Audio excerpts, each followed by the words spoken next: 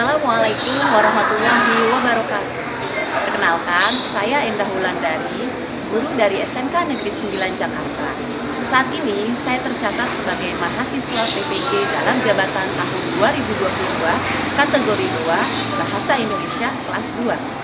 Pada hari ini, Selasa 13 Desember 2022, saya akan melakukan perekaman video pembelajaran untuk keperluan uji kinerja. Adapun materi yang saya gunakan adalah teks biografi. Selamat menyaksikan.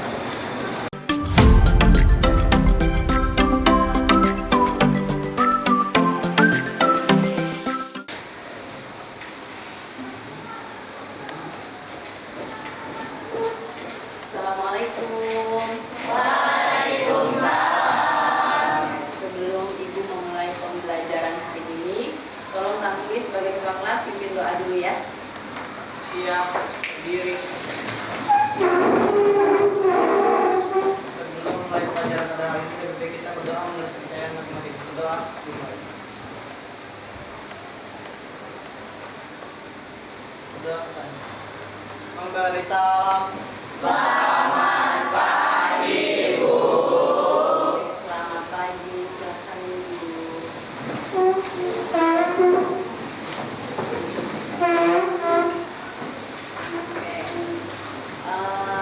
Ibu ingin mengecek kehadiran dulu ya. Hari ini siapa yang tidak hadir? Apakah hadir semua hari ini? Ya, Dela. Aditya Saputra sakit. Oke, hanya Aditya ya. Oke, kalau gitu. Sebelum Ibu memulai pembelajaran hari ini, ya, Ibu ingin bertanya dulu nih mengenai materi kita di minggu lalu. Ya, materi kita di minggu lalu itu siapa yang masih ingat? Coba tunjuk tangan. Oke, Bella, silakan. Teks negosiasi. Yang kita pelajari minggu lalu dari teks negosiasi apa saja? Ada struktur dan kaidah kebahasaan. Oke, tepuk tangan dulu buat Dela. Nah, tadi sudah disebutkan oleh Dela, materi kita minggu lalu itu teks negosiasi ya. Ada struktur sama kaidahnya. Siapa yang masih ingat? Struktur teks negosiasi itu ada berapa? Oke, Abiel silahkan. Struktur teks negosiasi ada 6. Yang pertama orientasi, yang kedua permintaan, yang ketiga pemenuhan, yang keempat penawaran, yang kelima keseluruhan, dan yang terakhir penutup. Oke, terima kasih. Tepuk tangan buat Abiel. Masih ingat materi minggu lalu. Nah, terus selain struktur, tadi ada juga kaidah kebahasaan dari teks negosiasi. Siapa yang masih ingat kaidah kebahasaannya apa saja? Saya, Bu. Oke, Surya, silahkan. Kaidah kebahasaan teks negosiasi ada 5. Yang pertama, menggunakan bahasa yang santun, menggunakan ungkapan persuasif yang membujuk dan mengajak. Yang ketiga, ada menggunakan kata imperatif. Yang keempat, adanya pasangan tuturan. Yang kelima, adanya penggunaan tanda baca titik 2 dan tanda petik. Oke, tepuk tangan untuk Surya. Berarti kalian semua di sini masih ingat ya materi minggu lalu dari teks negosiasinya. Kalau gitu kita masuk materi yang sekarang itu mengenai teks biografi. Tapi sebelum itu, Ibu mau membacakan dulu kompetensi dasar dan tujuan dari materi kita hari ini. Oke, untuk kompetensi dasarnya, itu yang pertama ada menganalisis struktur dan kaidah kebahasaan dalam teks biografi. Lalu, memproduksi teks biografi dengan memperhatikan struktur dan kebahasaan teks biografi. Nah, tujuan pembelajaran kita dari teks biografi hari ini adalah yang pertama, peserta didik dapat menelaah struktur dalam teks biografi. Yang kedua, peserta didik dapat menelaah kaidah kebahasaan dalam teks biografi. Yang ketiga, peserta didik dapat menyusun teks biografi dengan memperhatikan struktur dan peserta didik dapat memberikan tanggapan secara lisan. Oke. Nah, sekarang Ibu mau tanya nih, materi kita itu tentang teks biografi. Ibu mau tanya dulu, pernah nggak di antara kalian membaca sebuah biografi seorang tokoh? Siapa yang pernah baca? Jason, oke. Jason pernah baca biografi siapa? Biografi gitaris terkenal itu Oh, gitu. Pasti karena kamu mengidolakannya. ya. Oke. Biasanya memang ketika kita membaca biografi seorang tokoh, itu yang pertama karena kita tertarik dengan tokoh tersebut atau kita mengidolakannya. Itu bisa jadi, gitu ya. Nah, Ibu punya video berupa biografi seorang tokoh, ya. Jadi kalian tolong disimak dulu videonya. Perhatikan videonya baik-baik, bagaimana sih bentuk teks biografi dari seorang tokoh itu, ya. Silakan disimak videonya.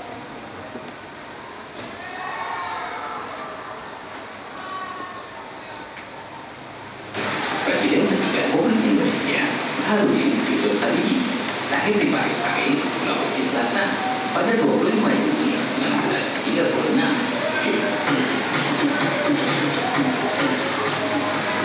Beliau merupakan anak keempat dan 8 bersaudara pasangan Alwi Abdul Jalil Habibie dan Raden Kutimani Kuswowardoyo. Masa kecil Habibie dilalui bersama saudara-saudaranya di Parepare, Sulawesi Selatan. Sifat tegas berpegang pada prinsip telah ditunjukkan Habibie dan anak-anak. Habibie yang punya kegemaran menunggang kuda ini harus kehilangan bapaknya yang meninggal dunia pada 1950 karena terkena serangan jantung. Tak lama setelah bapaknya meninggal, Habibie pindah ke Bandung untuk menuntut ilmu di Government University School. Di SMA, beliau mulai tampak menonjol prestasinya, terutama dalam pelajaran-pelajaran sastra. Habibie menjadi sosok favorit di sekolah. Setelah tamat SMA di Bandung tahun 1954, beliau masuk Universitas Indonesia di Bandung, sekarang ITB. Kalian sudah simak tadi videonya kan? Oke. Sekarang Ibu mau tanya dulu. Video yang tadi kita simak bersama-sama itu biografi atau riwayat hidupnya siapa ya? Oke, Jason, siapa? Biografi tentang diri Habibie. Biografi yang tadi kita simak menurut kalian detail nggak menceritakannya? Detail ya, artinya ada dong diceritakan dari awal dia lahir di mana, ya kan?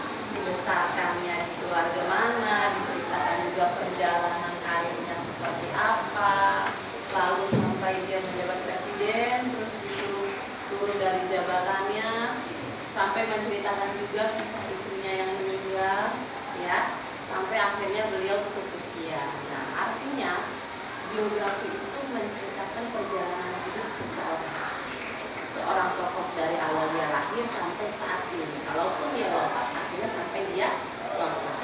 Ya, oke. Lalu apa kaitan video yang Ibu tampilkan dengan materi pembelajaran kita hari ini? Oke, Jason, apa? Hari ini kita akan belajar mengenai teks biografi. Oke, betul. Hari ini kita akan belajar mengenai teks biografi. Nah, dari teks biografi yang akan kita pelajari hari ini ada 3, gitu ya. Yang pertama kita akan belajar mengenai struktur dari biografi. Lalu yang kedua kita akan belajar mengenai kaidah kebahasaan dari biografi, teks biografinya. Dan yang ketiga kita akan belajar mengenai langkah-langkah atau cara kita membuat sebuah teks biografi. Sebelum materinya kita lanjutkan, coba kalian duduk sesuai dengan kelompoknya masing-masing ya. Oke? Ya, silakan tukar kelompok, duduk sesuai kelompoknya.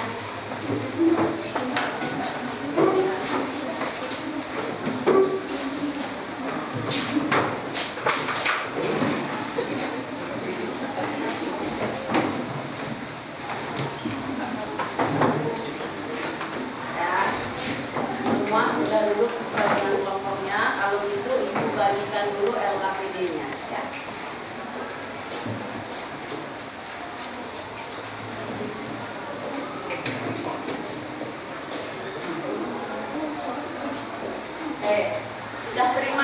LKPD semuanya? Sudah ya. Oke.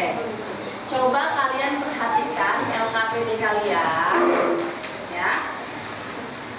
Di situ ada teks dari seorang tokoh nasional, ya. Sudah dilihat? Siapa tokoh nasionalnya yang ada dalam teks? Ki Hajar Dewantara. Oke, kalian bisa perhatikan teksnya di LKPD masing-masing atau di tayangan PowerPoint itu.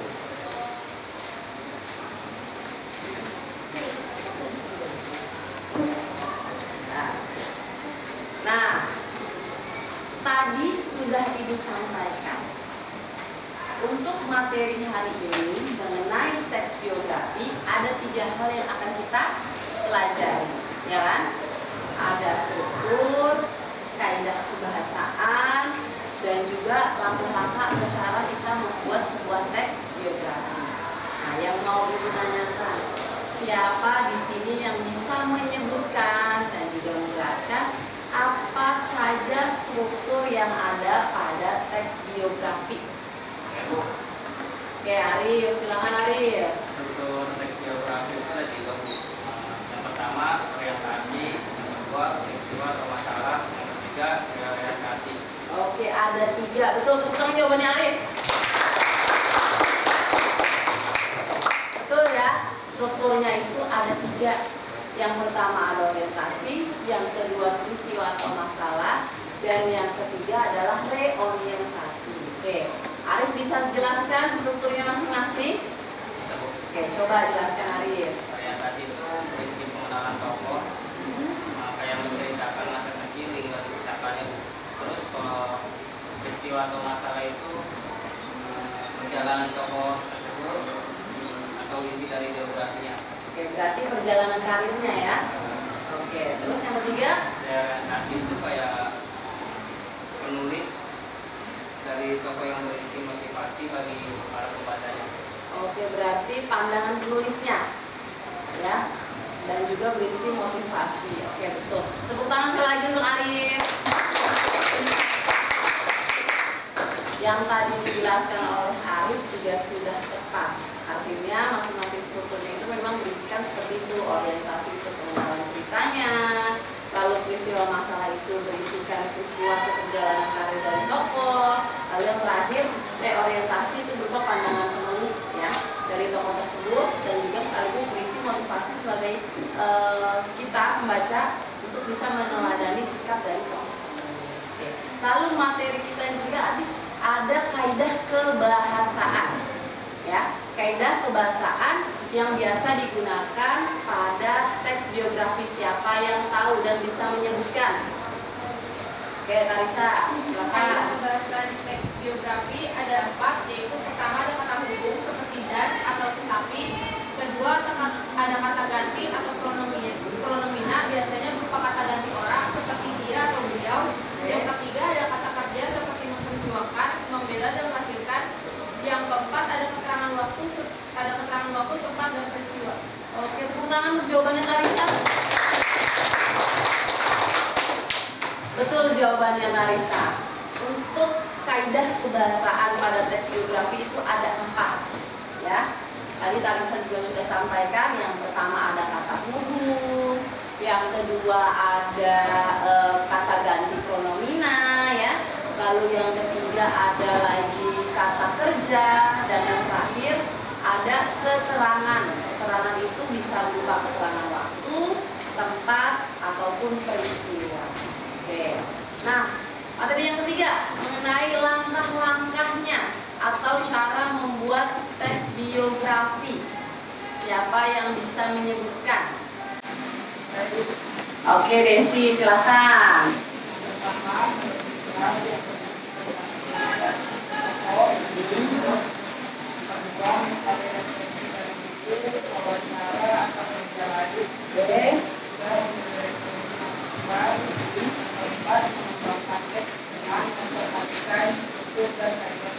Oke, tepuk tangan untuk jawabannya Desi. Bagus. Jawaban dari Desi tepat. Artinya ketika kita membuat teks biografi itu itu tidak boleh asal langsung membuat. Oh, misalnya kalian mau membuat teks biografi Kartini, sekolah langsung membuat judulnya misalnya Kartini. Kita nggak bisa buat begitu. Kenapa? Karena nanti kita akan kebingungan saat kita mengembangkan tulisannya. Artinya apa? Ketika kita membuat teks, itu memang ada langkah-langkah atau caranya, panduan kita, supaya teks biografi yang kita buat itu tersusun dengan baik. Artinya sesuai dengan strukturnya, penggunaan kaidah kebahasaannya juga tepat. Gitu. Ya, oke. Kalau gitu, di LKPD yang sudah Ibu bagikan tadi, ya, silahkan kalian diskusikan. Di situ kan ada teks dari Ki Hajar Dewantara ya. Oke. Dari situ kalian diskusikan oleh kelompok kalian mengenai strukturnya. Struktur dari teks yang sudah Ibu tulis di situ mengenai Ki Hajar Dewantara itu kalian tentukan ya. Lalu tentukan juga kaidah kebahasaannya. Ya, kaidah kebahasaan yang kita gunakan untuk teks biografi itu ada 4. Kalian cari ya. Lalu ada apa saja di situ kalian temukan, kalian tulis di LKPD kalian masing-masing. Bisa dikerjakan seperti itu? Sampai sini ada yang mau ditanyakan atau ada yang belum dipahami? Sudah paham semuanya? Kalau gitu silahkan dikerjakan.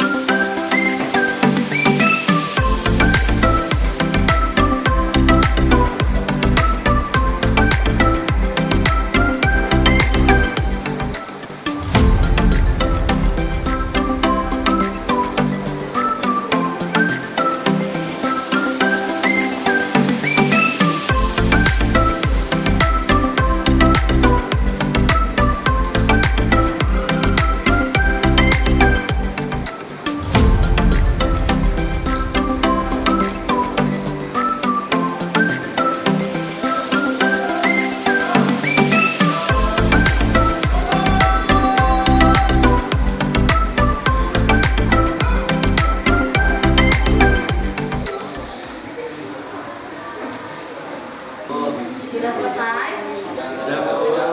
Ya sudah. Oke, kalau sudah selesai semua, kita presentasikan ya hasil kerja kalian. Oke, berarti siap maju semua ya. Oke, Ibu tunjuk nih. Ibu tunjuk atau inisiatif ya? Inisiatif dong ya. Oke, kelompok siapa yang mau berinisiatif maju pertama? Kelompok Dela. Oke, silakan maju, tepuk tangan untuk kelompok Dela.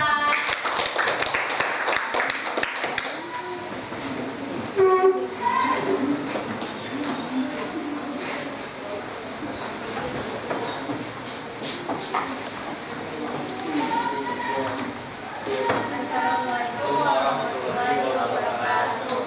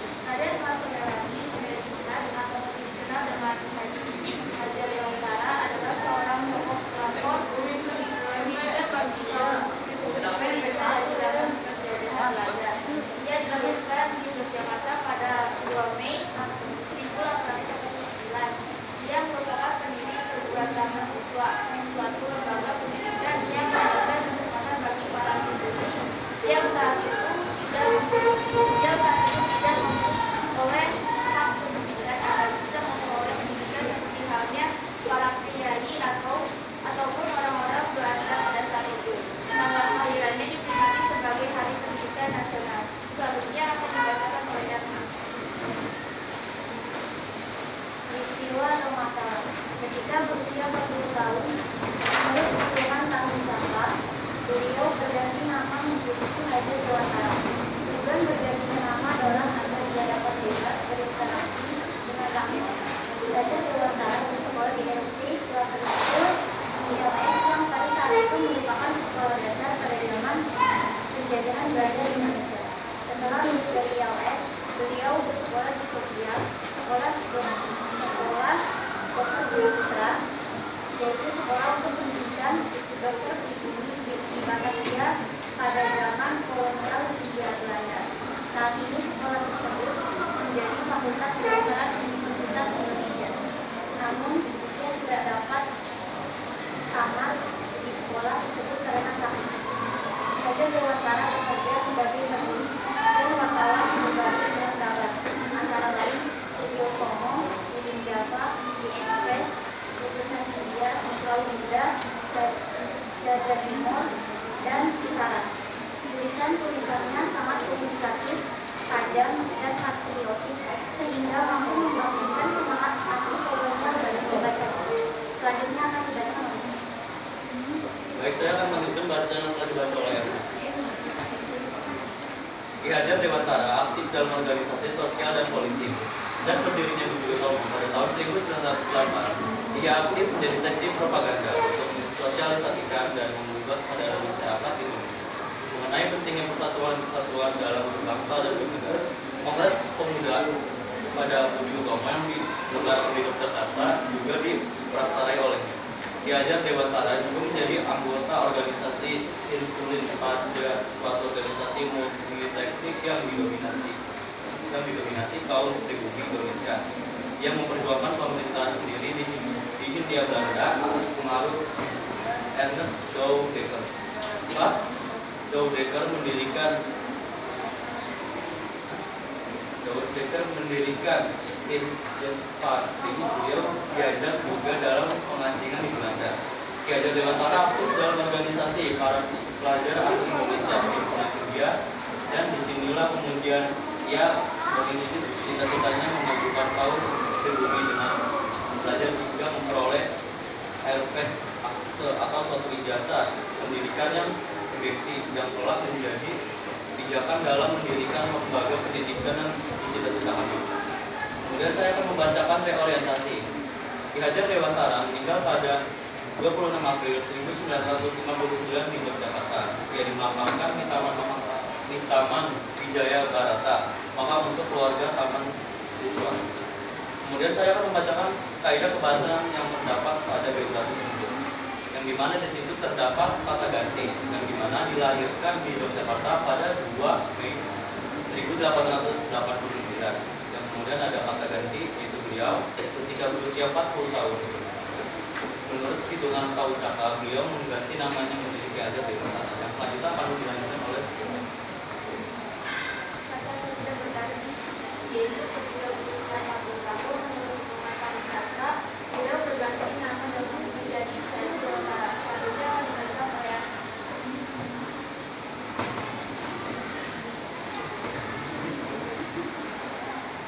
kata kerja yang berjualan. Ki Hajar Dewantara juga menjadi anggota organisasi Insulin, suatu organisasi multi-etnik yang didominasi kaum pribumi Indonesia yang memperjuangkan pemerintahan sendiri di Hindia Belanda atas pengaruh Ernest Doudekker.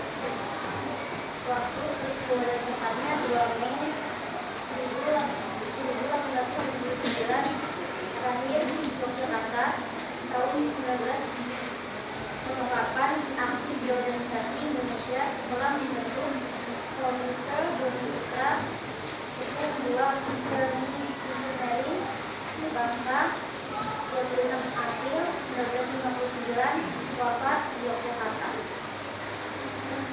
Sekian dari kelompok kami. Assalamualaikum Wassalamualaikum warahmatullahi wabarakatuh. Waalaikumsalam warahmatullahi wabarakatuh. Tepuk tangan untuk kelompoknya Dela. Kelompok Dela sudah mempresentasikan hasil kerjanya. Siapa yang ingin memberikan saran, tanggapan mengenai hasil kerja dari kelompoknya Dela? Saya Bu. Bapak, oke silakan.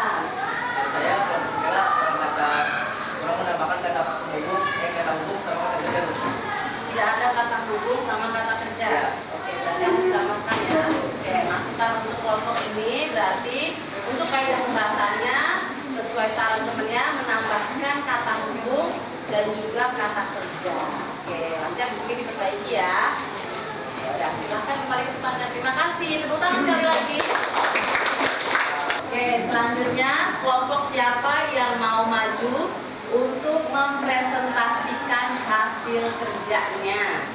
Oke Bu, oh, kelompoknya Tantowi. Oke, silahkan tepuk tangan untuk kelompoknya Tantowi.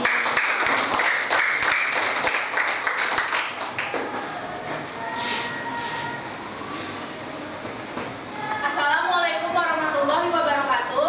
Waalaikumsalam warahmatullahi wabarakatuh. Selamat pagi semuanya. Kami dari kelompok 1 akan mempresentasikan hasil kerja kami dari materi teks geografi. Sebelumnya perkenalkan, nama saya Tantowi Rahman. Nama saya Tarika Putri Humaira. Nama saya Nia Permata.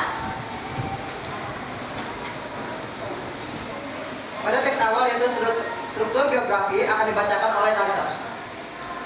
Struktur biografi 1. Orientasi berada di paragraf 1. Raden Mas Suwardi Suryaningrat atau lebih dikenal dengan Ki Hajar Dewantara adalah seorang tokoh pelopor pendidikan bagi kaum pribumi Indonesia dari zaman penjajahan Belanda. Ia dilahirkan di Yogyakarta pada 2 Mei 1889. Ia merupakan pendiri perguruan taman siswa, suatu lembaga pendidikan yang memberikan kesempatan bagi para pribumi yang pada saat itu tidak memperoleh hak pendidikan agar bisa memperoleh pendidikan seperti halnya para priai ataupun orang-orang Belanda pada saat itu. Tanggal kelahirannya diperingati sebagai Hari Pendidikan Nasional. Ketiga, reorientasi berada pada paragraf 7. Ki Hajar Dewantara meninggal dunia pada 26 April 1959 di Yogyakarta. Ia dimakamkan di Taman Wijaya Brata, makam untuk keluarga taman siswa. Selanjutnya kaidah kebahasaan akan dibacakan oleh Nia dan Tantowi. Kaidah kebahasaan 1. Kata huruf dan. Ki Hajar Dewantara bekerja sebagai penulis dan wartawan di berbagai surat kabar, antara lain Serio Tomo, Lirin Jawa, The Express, Utusan India, Kaum Muda, Jagat Timur, dan Wesara. Kedua, kata hukum kemudian. Disinilah kemudian ia merintis cita-citanya memajukan kaum pribumi dengan belajar hingga memperoleh Europsi Akte, suatu ijazah pendidikan yang bergengsi yang telah menjadi pijakan dalam mendirikan lembaga pendidikan yang dicita-citakannya. Ketiga, kata hukum setelah lulus dari ILS, beliau bersekolah di Sofia, Sekolah Dokter Bumi Putra, yaitu sekolah untuk pendidikan dokter pribumi di Batavia pada zaman kolonial Hindia Belanda. Selanjutnya akan dibacakan oleh Tantowi. Kata ganti beliau, ketika berusia 40 tahun, menurut hitungan tahun Caka, beliau berganti nama menjadi Ki Hajar Dewantara. Kata kerja berganti, ketika berusia 40 tahun, menurut hitungan tahun Caka, beliau berganti nama menjadi Ki Hajar Dewantara. Kata kerja membangkitkan, tulisan-tulisannya sangat komunikatif, tajam, dan patriotik, sehingga mampu membangkitkan semangat anti-kolonial bagi pembacanya. Kata kerja menyosialisasikan, sejak berdirinya Budi Utomo tahun 1908, ia aktif di seksi propaganda untuk menyosialisasikan dan mengunggah kesadaran masyarakat Indonesia, terutama Jawa, mengenai pentingnya persatuan dan kesatuan dalam berbangsa dan bernegara. Kata kerja mengunggah, sejak berdirinya Budi Utomo tahun 1908, ia aktif di seksi propaganda untuk menyosialisasikan dan menggugah kesadaran masyarakat Indonesia, terutama Jawa, mengenai pentingnya persatuan dan kesatuan dalam bangsa dan bernegara. Kata kerja memperjuangkan, Ki Hajar Dewantara juga menjadi anggota organisasi ISWAI, suatu organisasi monotelik yang didominasikan kaum pribumi Indonesia yang memperjuangkan pemerintahan sendiri di Hindia Belanda atas pengaruh Ernest Dauwsdekker. Cukup sekian dari presentasi kelompok kami, kurang lebihnya mohon maaf. Wassalamualaikum warahmatullahi wabarakatuh. Waalaikumsalam warahmatullahi wabarakatuh. Oke, terima kasih Tantowi. Tepuk tangan dulu untuk kelompoknya Tantowi. Oke, kelompoknya Tantowi sudah mempresentasikan hasil kerjanya.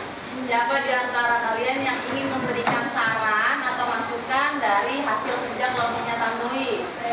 Oke, Suci, silakan. Menurut tanggapan saya, kalau kita tahu dan kayak pembahasan yang yaitu keterangan waktu dan peristiwa. Oh gitu, oke. Kalau gitu sesuai saran dari temannya nih, kelompok ini masukannya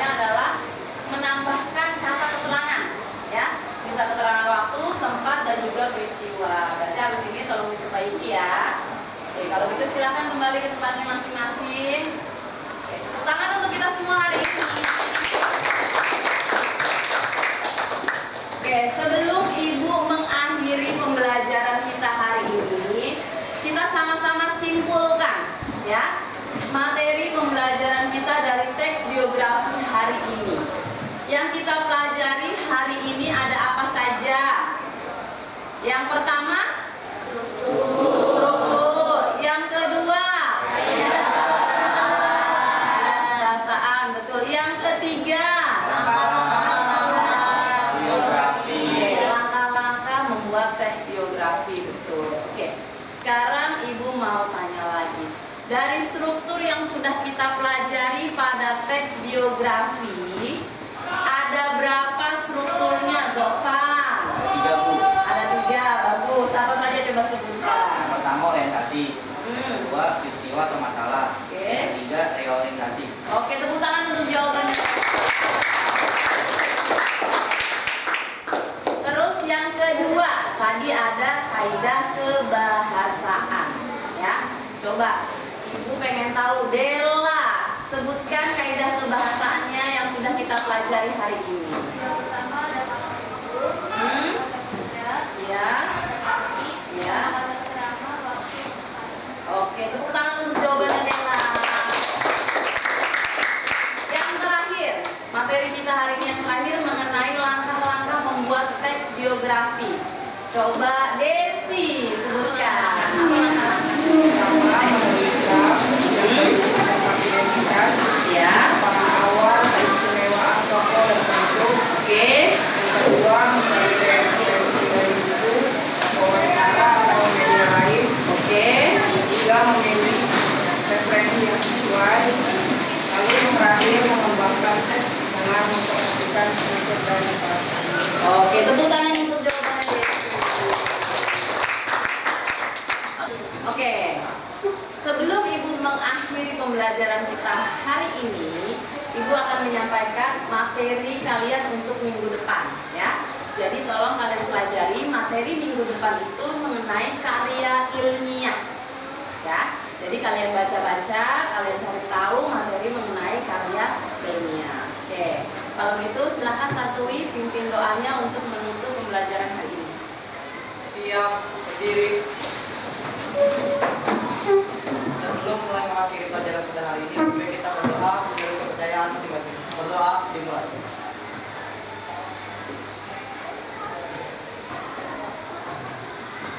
Doa selesai. Memberi salam. Oke, sama-sama, silahkan duduk. Terima kasih buat semuanya. Kalau gitu, sampai ketemu Ibu di pelajaran minggu depan lagi ya.